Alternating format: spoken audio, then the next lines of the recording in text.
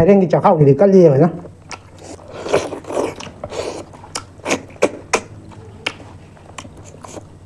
나 타박 색깔 도리니 낭 짝푸낭 우나마 함다니까 왜용 낭 이게 라이프 스타일을 짝짝 튕가노 거의 본드라보기 까리 파타바 타박 떠버 야고 낭나 뭐에 맞대 나고 본드라보로 와락나 베밀레 드라바나 낭니 하나 와락까다디 소셜 미디어다 누비기 어카운트 짱가 메시지 타락 낭니 하나 와락까다디 낭나 미 아마기 라이프 아이기 라이프 스타일다 낭가 짱가 낭나 왕앙 바이 까리 학 레게 나온다 실제로 볼 보고 방와요 아이쇼 야오게 아이 빠다나데 아이쇼 야오도리미 네 도리미 망감 바탕나 베이와니도 파타비디 떠오게다나 쟤네 누가 그래 파타버디 사제때 떠오기되나 이렇게 나는 파타버 산도이다 까리기나 지얼 장가 주가제 낭마 할라마가 가이데 아이기 라스 완전히 톡보다 가서 살로 아이 본드라보 자니 상이다나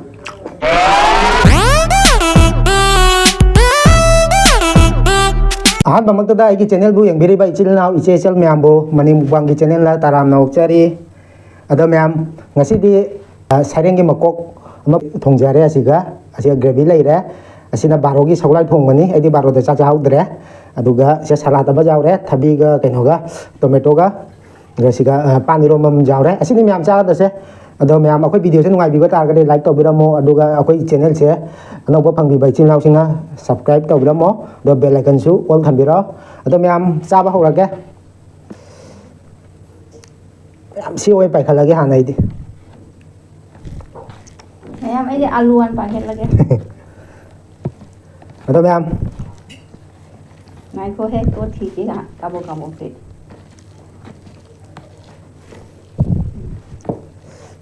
ado myam hupa hora ke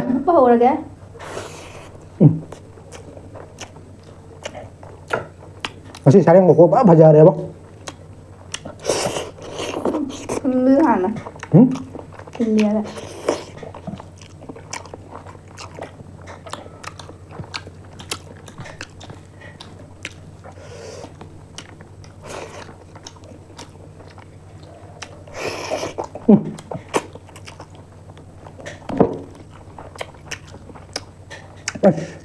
사령기 짝하고 이리 깔리요 나 아시 찍나 보다 시다 아니요 kuna mà hiện nó phải đấy tôi mấy cái đó lấy ra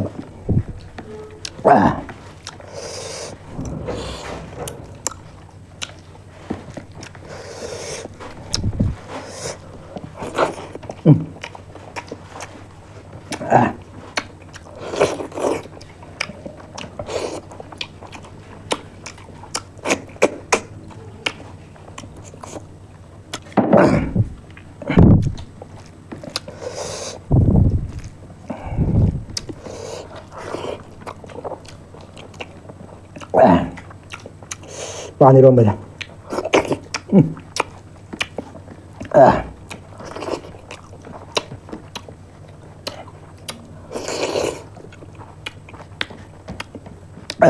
Ada myam da ai wa mai ga asam nung si di se kari no ko ja ma ga di maming pa la hai ga ma nai gi video se share ta la ga asuma ba ni bon tra pu si da moi ma te naw se warak pin ba mi lai tra bai na akoina bon tra pu gi kari phat ta thabak tau khara ge kari ke no tau khara ge tauno nang je karam ba mi no aina phaja masak mun na khangi hamba una ba mafam da na thapak to sagara i thak to ri ni poi bon tra pu gi kari phat ta thabak tau ba yaw khara nang na moi ma te naw se bon tra pu warak na ba mi lai tra bai na nang ni hana warak ta de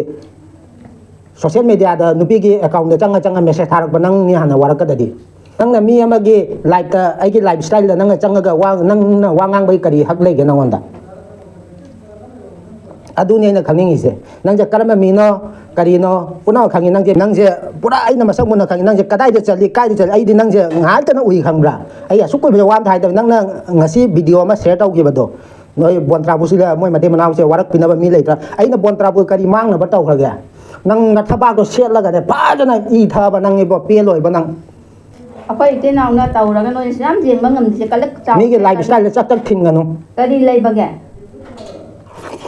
xám cái lắc chảo gì đó akwai tàu cái tàu đi noi na pa din na ra ba tàu ra rồi đấy thằng nôi xám riêng ngầm thì sẽ cái gì nó ta thu anh mai ta đi mang thằng là gì na 실제로 보 보고 방와 실제로 보고 방와요 ai số giàu kìa ai thì ba tên là ai số giàu rồi bi ꯅꯦꯠ ꯇꯧꯔꯤꯃꯤ ꯃꯉꯝꯕ ꯇꯧꯅꯕꯩ ꯋꯥꯅꯤꯗ ꯐꯠꯇꯕꯗꯤ ꯇꯧꯗꯦꯗꯅ ꯆꯦꯅꯦꯜꯗꯨꯒ ꯑꯩꯈꯣꯏ ꯐꯠꯇꯕꯗꯤ ꯊꯥꯖꯠꯇꯤ ꯇꯧꯈꯤꯗꯦꯗꯅ ꯑꯗꯨꯒ ꯅꯪꯅ ꯐꯠꯇꯕ ꯁꯟꯗꯣꯏꯗ ꯀꯔꯤꯒꯤꯅꯣ ꯍꯣꯏ ꯐꯖꯗꯦ ꯑꯗꯨ ꯇꯧꯗꯦ ꯑꯗꯥ ꯇꯧꯗꯦ ꯍꯥꯏꯔꯝꯃ ꯑꯩ ꯑꯗꯨ ꯑꯗꯨꯃ ꯍꯥꯏꯕꯤꯌꯨ ꯌꯥꯏ ꯀꯩꯝ ꯀꯥꯏꯗꯦ ꯅꯨꯄꯤ ꯑꯉꯥꯡꯗ ꯐꯦꯁꯕꯨꯛꯇ ꯅꯪ ꯇꯦꯛꯁ ꯊꯥꯒꯤ ꯃꯌꯥꯝꯗꯣ ꯑꯩ ꯄꯨꯟꯅ ꯊꯥꯒꯠꯂꯧꯔꯣ ꯍꯧꯖꯤꯛ ꯅꯪ ꯆꯣꯛꯀꯦꯔꯣ ꯅꯪ ꯍꯧꯖꯤꯛ ꯅꯪꯅꯗꯤ ꯈꯪꯉꯝꯃꯔꯣꯏ ꯍꯥꯏꯅ ꯈꯜꯂꯤꯕ ꯁꯨꯝꯖꯤꯠ ꯑꯩꯒꯤ ꯂꯥꯏꯐꯇ ꯅꯪ ꯌꯦꯜꯂꯛꯀꯅꯣ ꯑꯩꯗꯤ ꯑꯗꯨ ꯄꯣꯁꯇꯣ ꯐꯪꯅꯔꯕ꯭ꯔꯦ ꯈꯣꯏꯗꯧ ꯄꯤ ꯄꯤ ꯁꯥꯎ ꯂꯩꯔꯤꯅꯤ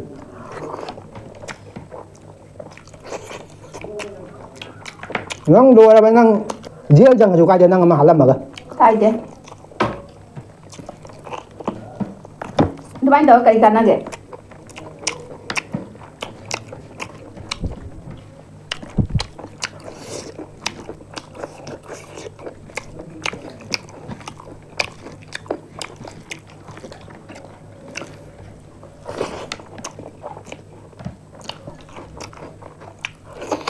ꯖꯨꯛꯁꯦ ꯌꯥꯝ ꯐꯠꯇꯦ ꯍꯥꯏꯗꯣ ꯅꯁꯥꯅꯁꯨ ꯈꯪꯉꯤ ꯑꯗꯩ ꯖꯨꯛꯁꯦ ꯀꯔꯤ ꯖꯨꯛ ꯑꯣꯏꯔꯤꯒꯦ ꯍꯥꯏꯗꯣ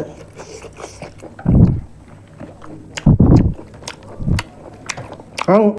ꯑꯩꯒꯤ ꯂꯥꯁ ꯋꯥꯔꯅꯤꯡꯅꯤ ꯊꯣꯛꯄꯗ ꯈꯔ ꯆꯠꯁꯜꯂꯣ ꯑꯩ ꯕꯣꯟꯗ꯭ꯔꯥ ꯃꯆꯥꯅꯤ ꯈꯪꯉꯤꯗꯅ ꯅꯪ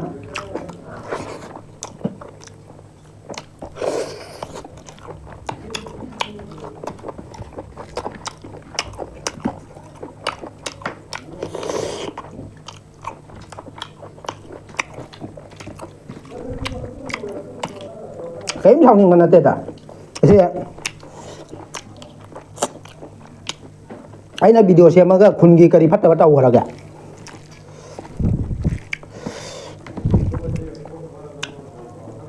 ꯑꯩꯈꯣꯏ ꯕꯦꯠ ꯀꯃꯦꯟ ꯃꯌꯥꯝ ꯂꯥꯛꯏ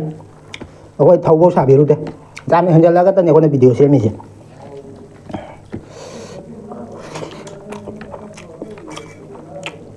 ꯌꯦꯡ ꯉꯝꯗꯕ ꯍꯥꯏꯗꯣ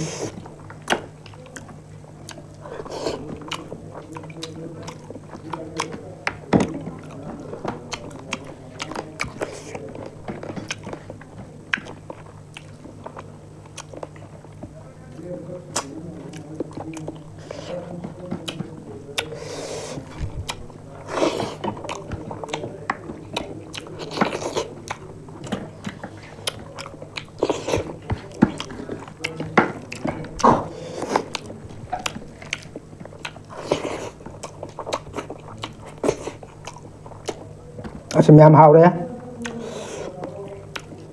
ꯃꯉꯣꯟꯗ ꯉꯥꯡꯕꯗ ꯍꯥꯎꯔꯦ ꯀꯥꯏ ꯍꯥꯏꯕ ꯅꯪꯍꯧꯗ꯭ꯔ ꯃꯥꯜꯂꯦ ꯈꯪꯗꯦ ꯈꯪꯗꯦ ꯍꯥꯎꯏ ꯍꯥꯎꯏ ꯁꯥꯏꯌꯦꯡ ꯃꯀꯣꯛ ꯆꯥꯎꯈ꯭ꯔ ꯄꯣꯠꯅꯤ ꯑꯩ ꯃꯥꯏꯁꯤꯗ ꯍꯦꯟꯅ ꯄꯥꯛ ꯃꯥꯜꯂꯦ ꯆꯥꯎ ꯃꯥꯜꯂꯦ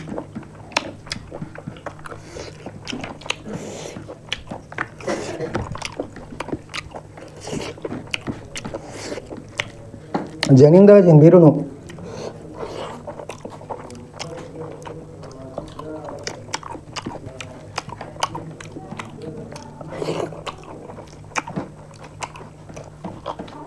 ꯌꯦꯡ ꯉꯝꯗꯕ ꯇꯔꯨꯛ ꯆꯥꯎꯕ ꯍꯥꯏꯗꯣ ꯃꯣꯏꯒꯨꯝꯕꯁꯦ ꯌꯦꯍꯧ ꯀꯥꯔꯝꯕ ꯍꯥꯏꯗꯣ ꯃꯤꯅ ꯇꯧꯔꯒ ꯃꯁꯥꯃꯛꯇꯤ ꯇꯧ ꯉꯝꯗꯕ ꯃꯤꯅ ꯇꯧꯔꯒ ꯇꯔꯨꯛ ꯈꯔ ꯆꯥꯎꯕ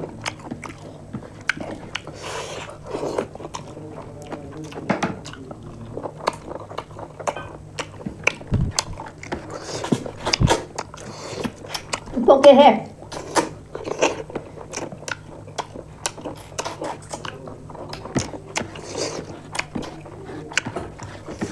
ꯃꯔꯨ ꯆꯨꯞꯄꯁꯦ ꯃꯌꯥꯝ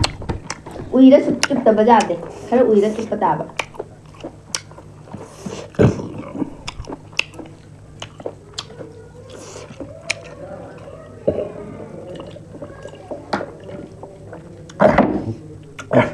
ꯌꯥꯝ ꯁꯥꯎꯅꯤꯡꯉꯕꯅꯤꯅ ꯆꯥꯛꯀ ꯆꯥꯅꯤꯡꯗꯦꯕ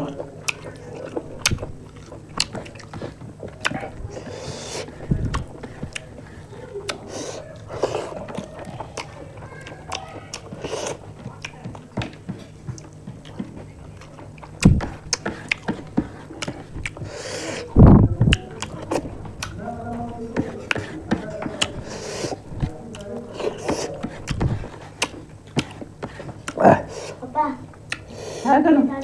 ꯊꯝ ꯑꯁ ꯇꯥꯗ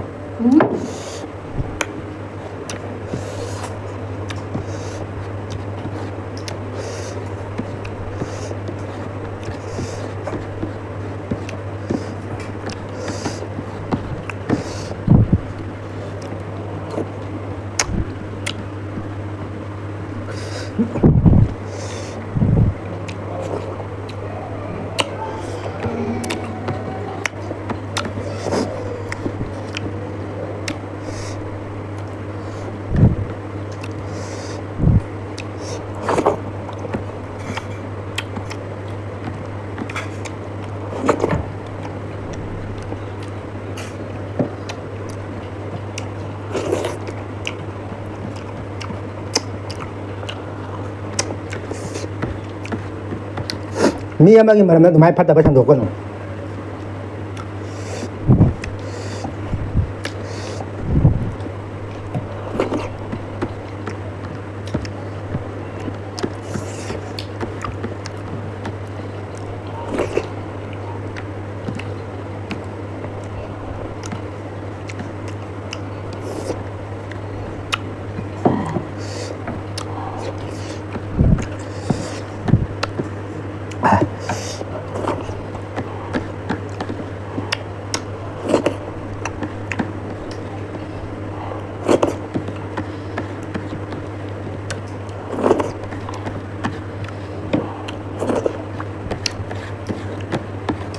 mi qua đây miệng tàu mi mai gì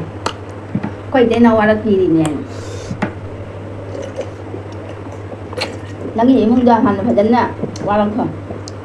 rồi mi qua đó cái tầm nang nasa na warako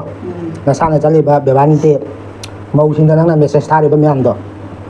aduwa na kanya taw ko aduga mi wara ko na haba adu aja kan dah nung qua đó con ngầm nó đã bị nyam cha cái linh chebo chaning da na dum cha ra liam mà đang cakap khara lem chawning ma chaning de cha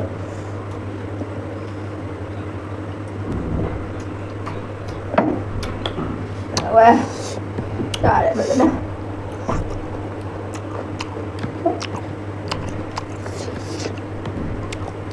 làm cái một sạch rồi